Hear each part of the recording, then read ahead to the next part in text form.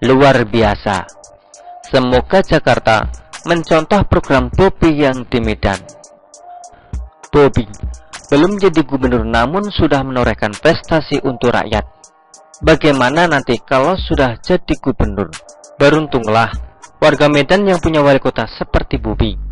Kini warga kota Medan hanya perlu menunjukkan kartu tanda penduduk atau KTP jika ingin berobat di sejumlah rumah sakit yang menjalin kerjasama dengan BPJS Kesehatan di kota Medan. Program ini keren banget kan? Sangat pro rakyat. Meskipun Bobi tidak putih rambutnya, semua dan wajahnya tidak mengkerut, ia tetap memikirkan rakyat. Tak perlu menunggu rambut memutih dan wajah mengkerut buat peduli pada rakyat. Program berobat secara gratis tersebut akan berlaku mulai pertanggal 1 Desember 2022. Wah, sudah tidak lama lagi. Saya. Per tanggal 1 Desember 2022, saya menyampaikan kepada seluruh masyarakat Kota Medan, Medan sudah memenuhi standar UHC. Jadi seluruh masyarakat Kota Medan yang ber-KTP Medan tentunya sudah bisa berobat hanya menggunakan KTP. Jadi tidak ada lagi pertanyaan yang BPJS-nya masih ada nunggak, nggak apa-apa, tinggal bawa KTP-nya saja, bawa ke rumah sakit yang ada di Kota Medan, sudah bisa langsung berobat. Seperti bawa kartu BPJS, yang belum punya kartu BPJS seperti apa, datang saja, bawa KTP-nya, tunjukkan KTP-nya ke rumah sakit yang ada di Kota Medan, sama saja seperti membawa kartu BPJS. Jadi, rumah sakit mana aja Pak? Ya, rumah sakit yang ada di Kota Medan, swasta maupun punya pemerintah. Yang selama ini rumah sakit yang bekerja sama BPJS sudah bisa kita akses untuk pelayanan kesehatan. Hanya menggunakan KTP saja. Per 1 Desember ya, jangan dicoba besok bilang tiba-tiba nggak bisa. Per 1 Desember. Tak terdengar gembar-gembar pencitraan. Bobi langsung menghentak dengan program yang sangat menguntungkan rakyat.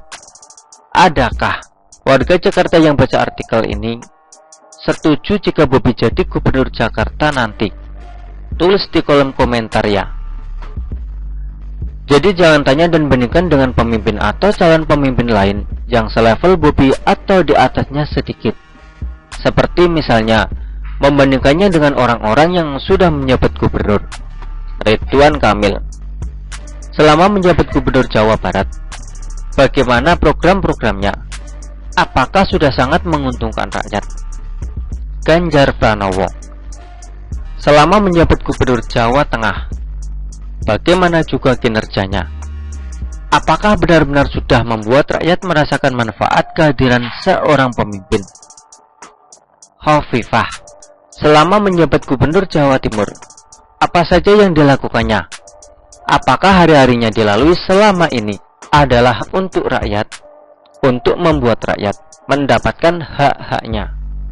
Dan tentu saja tak ada yang bisa melupakan mantan gubernur DKI Jakarta yang masih mendapatkan julukan gubernur terbodoh, versi mesin pencari dan versi warga non-kadrun.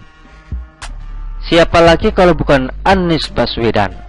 Garis besar prestasi Anies adalah bapak politik identitas, orang yang berhasil jadi gubernur karena dukungan dari kaum intoleran, orang yang berhasil mengalahkan gubernur berprestasi dengan jualan ayat dan mayat, sehingga Jakarta selama masa kepemimpinan Anies nol prestasi alias nihil. Anies hanya pandai berkata-kata, dan itulah yang bisa diandalkannya. Jadi memang percuma saja menuntut Anies bisa bekerja untuk rakyat. Maka sangat dungu dan bodohlah orang-orang yang masih mengharapkan Anies memimpin Jakarta atau bahkan Indonesia. Indonesia akan hancur jika sampai Anies berhasil menggantikan Jokowi. Apakah pemirsa rakyat Indonesia rela dan mau dipimpin sama Anies? Kembali pada prestasi Bobi di Medan. Sebenarnya apa yang dilakukan Bobi ini hampir mirip dengan program Ahok di DKI di masa lalu. Ahok sangat menginginkan warga DKI merasakan kehadiran negara, merasakan kehadiran pemerintahan DKI dengan berbagai program yang sangat menguntungkan rakyat, mulai dari akses kesehatan gratis hingga hunian yang layak, rumah susun yang murah dan terawat. Namun Begitu Anies yang licik itu berkuasa, semua program-program yang pro rakyat itu amblas. Warga Jakarta kembali stagnan, apalagi wabah COVID menyerang. Anies jadi punya alasan untuk menyalah-nyalahkan orang lain. Untunglah sekarang Anies sudah kelar, dan semoga Bapak Heru yang menggantikan Anies itu bisa segera mewujudkan kinerjanya demi rakyat yang sudah lama menderita. Slogan maju kotanya bahagia warganya yang pernah digembar-gemborkan Anies ternyata cuma slogan bau kentuk. Ternyata selama Anies menjabat, banyak warga Jakarta yang stres berat. Selama Anies menjabat, Jakarta tidak maju-maju amat. Adapun pembangunan yang sedang berjalan, itu adalah sisa-sisa periode sebelumnya, atau bahkan proyek dari pusat kan. Maka, jangan heran jika dulu banyak orang tertawa ketika menyaksikan Anies meresmikan tiang listrik. Lalu saat mengatakan bahwa kaki manusia adalah alat transportasi, banyak yang gemes ingin sekali menaboknya. Selama Anies memimpin, Jakarta tidak maju. Warganya pun tidak banyak yang bahagia, justru semakin stres karena banyaknya kadrun yang gemar berdemo dan membuat jalanan jadi macet.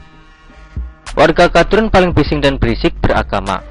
Bukannya agama menjadi penentram, justru malah membuat stres dan frustasi karena ulah si kadrun. Kadrun itu sangat jelas kebodohannya.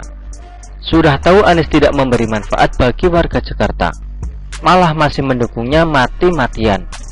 Bahkan digadang-gadang akan maju di arena pilpres. Kayaknya sih Om Brewok masih suka kalau kadrun ini tetap saja dungu.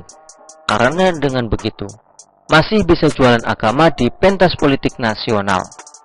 Iya kan Om? Anies dan para kadrun memang tidak punya malu. Anies terus pencitraan dan melabelkan diri sebagai gubernur yang berprestasi. Faktanya, asem dah. Nihil prestasi Anies. Kadrun ini termasuk juga makhluk yang paling zolim dan durjana. Sebenarnya, kadrun ini tahu bahwa Anies telah mengabaikan kepentingan warga Jakarta. Bahkan ketika Formula E yang bukan janji kampanye Anies itu dilaksanakan, para kadrun diam saja.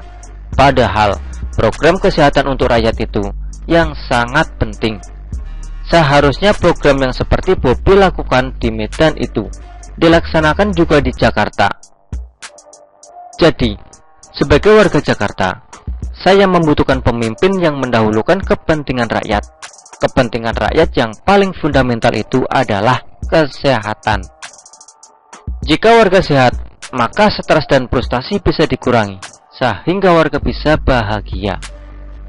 Jika warga bahagia, maka kota bisa maju dan terus berkembang, produktif dengan lancar. Jika Jakarta sudah berkurang kadrunnya, psikologis warga bisa stabil, sehingga tidak perlu ribut-ribut soal keyakinan dan perbedaan. Betul kan? Jadi sudah cukuplah Jakarta mengalami kepahitan di bawah kepemimpinan Anies yang hanya jualan ludah daripada kinerja. Cukup sudah. Semoga Anies tidak lolos nyapres. Itulah kura-kura. Artikel ini diambil oleh siwon.com dan ditulis oleh Daeng. Bagaimana menurut Anda?